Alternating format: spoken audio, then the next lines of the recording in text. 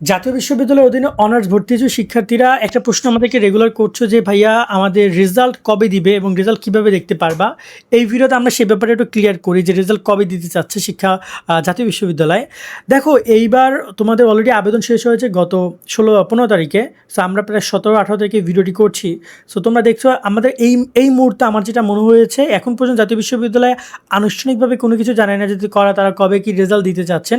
তবে সম্ভবত তারা 25 তারিখ থেকে 28 তারিখ এর মধ্যে তাদের ফলাফলটা প্রকাশ করে দিবেন। এর বেশি দেরি করাবে না তোমাদেরকে, কারণ অলরেডি তোমাদের যে ছোটো ভাইরা, তোমাদের ছোটো ভাই না, তোমাদের বন্ধু-বান্ধব ওরা অলরেডি ক্লাস শুরু করে দিয়েছে গত 1 মাস ধরে। সো তোমরা বলতে পারো একটা অনিশ্চয়তার মধ্যে রয়েছে, উৎকণ্ঠার মধ্যে রয়েছে, যেটা জাতীয় বিশ্ববিদ্যালয় ফিল করছে। তারা হয়তো এই ব্যাপারটা সমাধান করবেন দ্রুত। এবার আসি রেজাল্ট কীভাবে দেখতে পারবা এবং যাবতীয় বিষয় নিয়ে। আরেকটা ব্যাপার আমি ক্লিয়ার করে দিই এই ভিডিওতে, যে তোমাদের রেজাল্ট প্রকাশের পর 2 ধরনের শিক্ষার্থী তো আসলে বেরোবা।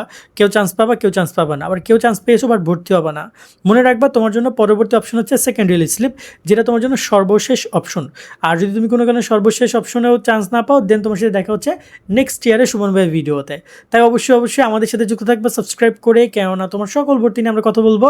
তবে আরেকটা অপশন আছে তোমার সামনে, সেটা হচ্ছে যে ডিগ্রিতে চান্স পাওয়া বা ভর্তি হওয়া। এই ডিগ্রি নিয়ে আমরা একটু পরে কথা বলবো।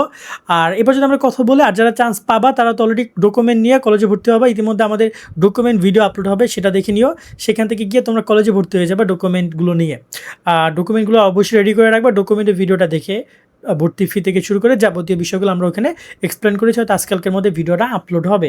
সেকেন্ড বিষয় হচ্ছে যে রেজাল্ট কীভাবে দেখতে পারবা। রেজাল্ট দেখার জন্য তোমাদেরকে যেতে হবে জাতীয় বিশ্ববিদ্যালয়ের ওয়েবসাইটে। এখন আর এখানে কোনো কিছু দেখাচ্ছে না কম্পিউটার দেখে, এটা তো তোমরা সবাই জানো। যেখানে তোমরা অ্যাপ্লাই করেছো ওইখানে গিয়ে অ্যাপ্লিকেশন আইডি আর পিন নাম্বার দিলে রেজাল্ট চলে আসবে, অথবা রেজাল্ট দেখার অপশন ওখানে গিয়ে রোল নাম্বার দিলে রেজাল্ট চলে আসবে। মানে এখানে আহামরি কোনো নতুনত্ব নাই, আগের নিয়মে রেজাল্ট প্রকাশ করছে তোমাদের।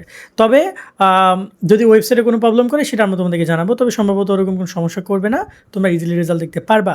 তোমাদের সকলের জন্য দোয়া শুভকামনা রইলো। তবে ট্রাই করো ফার্স্ট রিলিজ স্লিপে যেন নিজের অবস্থানটা ক্লিয়ার করার, কারণ সেকেন্ড রিলিজ স্লিপ অত্যন্ত ঝুঁকিপূর্ণ বলে আমার কাছে মনে হয়। কারণ আমি যাদেরকে সেকেন্ড রিলিজ স্লিপ পর্যন্ত দিতে দেখেছি, ম্যাক্সিমাম স্টুডেন্ট হতাশ হয়েছে।